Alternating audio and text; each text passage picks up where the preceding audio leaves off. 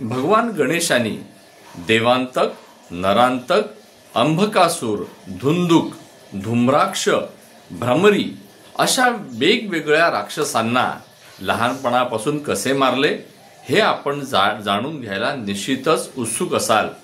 मी अमोल पुसतकर आपल्या सगळ्यांचं कानोसा या यूट्यूब चॅनलमध्ये हार्दिक स्वागत करतो. आता सर्वत्र गणेशाचं उत्साहात आगमन झालेलं आहे. सर्व भक्त आपल्या प्रिय गणेशाचं आराधन, पूजन अर्चन करण्यामध्ये आता व्यस्त आहेत. पण हे सर्व करत असताना गणेशाबद्दलची थोडीफार माहिती मिळवण्याचा प्रयत्न आपण निश्चित केला पाहिजे. आजचा व्हिडिओ हा त्यासाठीच आहे.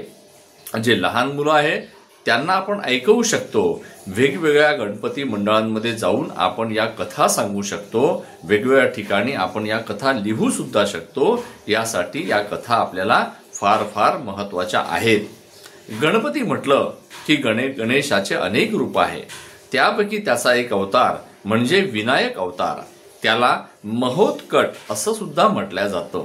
परंतु हा अवतार केव्हा झाला होता आणि ह्या अवतारामध्ये भगवान विनायकांनी काय कार्य केले हे आपल्याला जाणून घ्यायला निश्चितच आवडेल. फार पूर्वी अंग देशामध्ये ही कथा गणेश पुराणामध्ये आलेली आहे. फार पूर्वी अंग देशामध्ये एक रुद्रकेतू नावाचा माणूस होता. तो अतिशय विद्वान होता, देवधार्मिक होता. त्याच्या पत्नीचे नाव होते शारदा. या दोघांना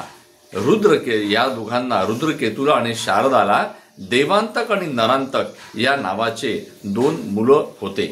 हे दोन्ही मुलं फारच पराक्रमी होते. ब्रह्मर्षी नारदांनी सुद्धा सांगितलं की हे फार पराक्रमी मुलं राहतील. शेवटी आई वडिलांची आज्ञा घेऊन ते जंगलामध्ये तपश्चर्याला गेले.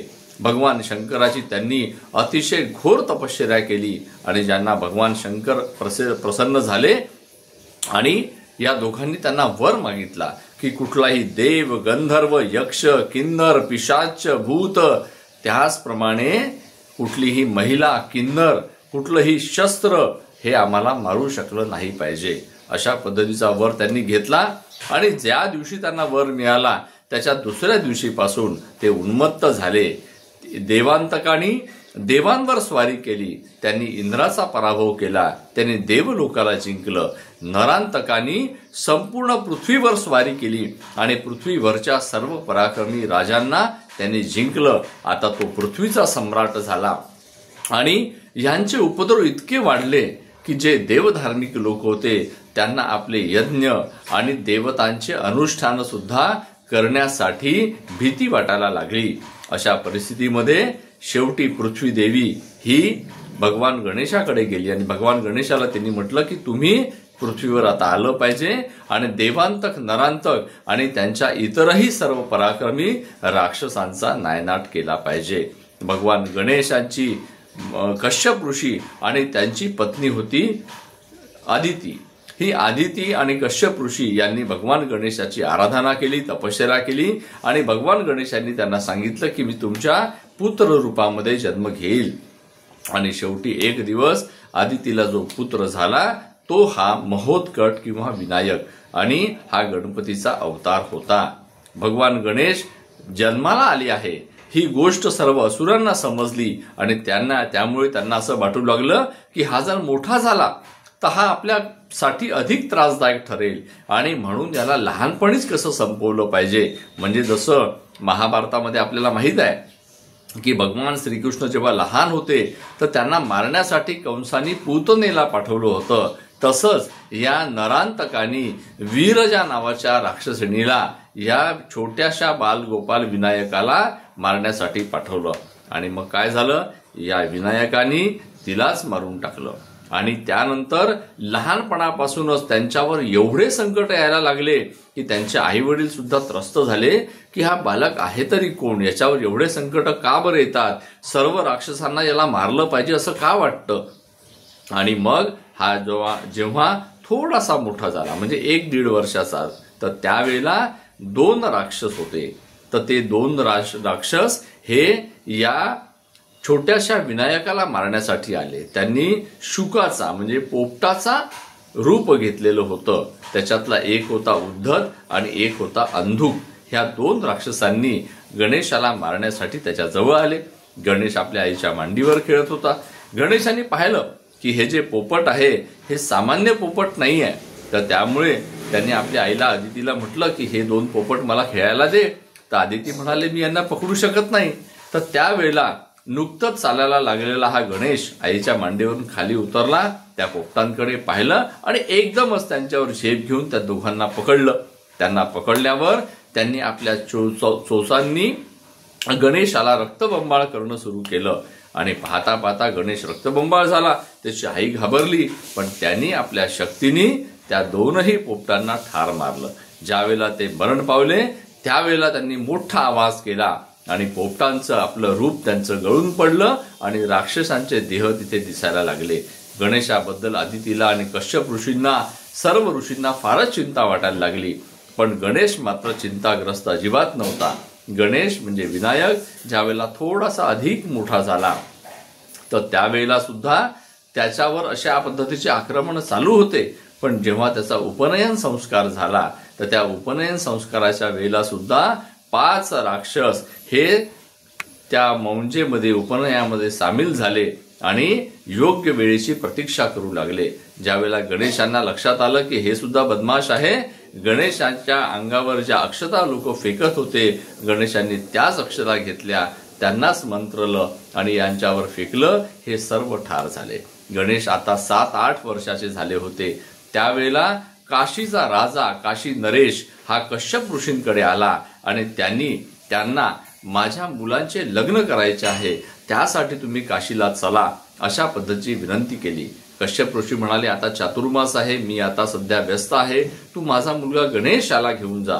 पण लक्षात ठेव की हा गणेश आम्हाला अतिशय प्रिय आहे, त्यामुळे या गणेशाचं रक्षण करणं हे तुझं काम राहील. काशी नरेश त्याला तयार झाले. त्यांनी गणेशाला आपल्या रथामध्ये बसवलं. पण गणेश नुसता बसला नाही, गणेशाने आपले सगळे अस्त्र आणि शस्त्र सुद्धा सोबत घेतले आणि ज्यावेळेला ते जंगलातनं जात होते त्यावेळेला त्यांना असं दिसलं की तिथे एक राक्षस तपश्चर्या करत आहे. आणि हा जो राक्षस तपश्चर्या करत होता तर याच्याकडे पाहून गणेशांना लक्षात आलं की हा राक्षस काही चांगला नाही आहे. राक्षसांनी सूर्याची तपश्चर्या केली होती आणि ज्यावेळेला सूर्य भगवान प्रसन्न झाले त्यांनी त्याला एक तळपतं शस्त्र दिलं. ते शस्त्र जसं त्याच्याकडे येऊ लागलं तसंच भगवान गणेशांनी त्या शस्त्राला पकडलं आणि तेच जे शस्त्र होतं ते त्यांनी त्या राक्षसावर सोडलं आणि तो जो राक्षस होता तो राक्षस मारला गेला. आणि तो राक्षस मारल्याची बातमी ही जेव्हा त्याच्या मुलांना समजली त्यांनी काशी राजा आणि गणेश यांना घेरून टाकलं आणि ते काशी राजाला म्हणाले की तू आता मरायला तयार हो, तू या बालकाला आणलंच कशाला आमच्या इथे. त्यावेळेला काशी राजा म्हणाला की तुम्ही मला सोडून द्या, मी निर्दोष आहे, तुम्हाला वाटत असेल तर या बालकाला तुम्ही घेऊन जा. मग गणेश त्याला म्हणाले अरे तू माझ्या आईला वचन दिलेलं आहे की तू माझं रक्षण करशील आणि तू मला म्हणतोय की या बालकाला घेऊन जा, हे तर तुझं काही धर्माचा अनुसरून काम नाही आहे. परंतु त्यावेळेला मग गणेशांनी त्या दोघांनाही ठार मारलं. गणेश काशी नगरामध्ये जातपर्यंत, विनायक काशी नगरामध्ये जातपर्यंत त्याच्यावर अनेक आक्रमणं झाले. त्या सर्व आक्रमणांचा गणेशांनी प्रतिकार केला, त्यांना समाप्त केलं. पण गणेश काशी नगरात गेल्यानंतर तो तिथल्या लहान सवंगड्यांसोबत राहायला लागला, खेळायला लागला आणि एक दिवस नरांतकाच्या सेनेने सुद्धा काशी नगराला घेरलं. काशी राजा भयभीत झाला. त्यांनी गणेशाचा धावा केला आणि गणेश तिथे युद्धाला उभे राहिले आणि त्यांनी पाहता पाहता त्याच्या सर्व सैन्याचा नायनाट केला. हा जो नरांतक होता तो शेवटी लढायला आला. गणेशाचं त्याच्याशी पण फार भयानक युद्ध झालं. पण सरते शेवटी ज्या वेळेला गणेश त्याचं वारंवार मस्तक कापत होते तर त्या मस्तकाच्या जागी नवीन मस्तक येत होतं. हे पाहून गणेशाला लक्षात आलं की याला जो विशेष वर आहे त्यामुळे हा असा मारला जात नाही. आणि म्हणून शेवटी गणेशाने त्याला मायेने मोहित केलं. त्याच्या आजूबाजूला त्याला सर्वत्र गणेशच दिसायला लागले आणि अशा परिस्थितीमध्ये गणेश त्याच्या जवळ गेले आणि त्याला केवळ हाताने मारलं आणि अशा पद्धतीने नरांतक मारला गेला. नरांतकाचं बातमी देवांतकाला समजली. देवांतक सुद्धा गणेशाशी लढायला आला आणि या देवांतकाने तर गणेशावर मोहितास्त्राचा प्रयोग केला. गणेशाचं सैन्य मोहित झालं, ते सोपी गेलं. गणेशाला सुद्धा निद्रा यायला लागली. त्यावेळेला लढाईला बाजूनी पाहणारा काशीराज नरेश त्यांच्याजवळ गेला आणि त्यांना सांगितलं की गणेश तुम्ही आता सावध व्हा, आणि नाही तर हा जो देवांतक आहे हा आता इथे अभिसार कर्म करायला बसलेला आहे आणि आपल्या निद्रिस्त सैन्याला तो आता पूर्णपणे संपवू शकतो. त्यावेळेला गणेश जागृत झाले. त्यांनी खगास्त्राचा प्रयोग केला, त्यांनी घंटास्त्राचा प्रयोग केला आणि आकाशामध्ये हजारो घंटा वाजू लागल्या. गणेशाचं झोपी गेलेलं सैन्य उभे झालं. त्यांनी राक्षसांची पुन्हा युद्ध सुरू केलं आणि सरते शेवटी गणेशाने या राक्षसाला आव्हान दिलं. राक्षस त्यांच्या जवळ आला, त्यांच्या दोन्ही दातांना पकडून ते उपटण्याचा प्रयत्न करू लागला. त्या प्रयत्नात तो खाली पडला आणि मग गणेशाने त्याला केवळ आपल्या हाताने ठार मारलं. अशा प्रकारे काशी नगराचे आणि पृथ्वीवरचे जे प्रमुख विध्वंसकारी राक्षस होते त्यांचा नायनाट या विनायकाने केला. आणि मग ज्यावेळेला ते जायला निघाले आपल्या आश्रमाकडे त्यावेळेला काशीराज, त्यांच्यासोबत खेळणारे लहान मुलं आणि त्यांचे आई वडील सगळे जमा झाले. ते गणेशाला म्हणाले की तुम्ही जाऊ नका, तुम्ही गेले तर आमचं रक्षण कोण करणार आहे. त्यावेळेला गणेश त्यांना म्हणाले तुम्ही असं करा की मातीची माझी मूर्ती बनवा, ती तुमच्या घरी तुम्ही ठेवा, त्याची पूजा करा आणि लक्षात ठेवा ज्या ज्या वेळेला तुम्ही मला संकटामध्ये सापडले असताना आवाज द्याल, माझं स्मरण कराल, त्यावेळेला मी निश्चित येईल आणि तुमचं रक्षण करील. आज आपल्याला माहित आहे रिझर्व्ह बँकेच्या नोटेवर लिहिलं असते मैं धारक को 100 रुपये अदा करने का वचन देता हूँ. मग रिझर्व्ह बँकेच्या गव्हर्नरनी दिलेलं वचन सुद्धा आम्हाला माहित आहे की आम्ही ते सगळीकडे फलद्रूप होताना पाहतो. तर हे तर भगवान गणेशाचं वचन आहे की जेव्हा जेव्हा तुम्ही संकटात असाल त्या त्या वेळेला मी तुम्हाला मदत करायला येईल. त्यामुळे भगवान गणेशांची स्थापना आज घरोघरी केली जाते. हे गणेशांनी सांगितलेलं आहे. हे व्रत जे आहे हे कुठल्याही माणसाने सांगितलेलं नाही, हे प्रत्यक्ष गणेशांनी सांगितलं आहे की माझी मृत्तिकेची म्हणजे मातीची मूर्ती तुम्ही तुमच्या घरी बसवा आणि त्याची पूजा करा आणि त्याला जे काही तुम्हाला सांगायचं आहे ते सांगा.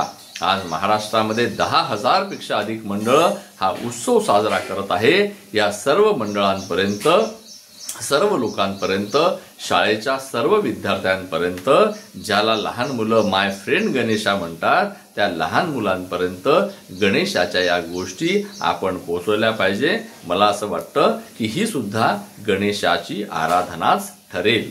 हा व्हिडिओ अधिकाधिक लोकांना तुम्ही पाठवा आणि त्यांना सुद्धा लाईक, शेअर आणि सबस्क्राईब करण्याचं आवाहन करा. गणेशाच्या कथांना लोकांपर्यंत पोहोचवा. धन्यवाद.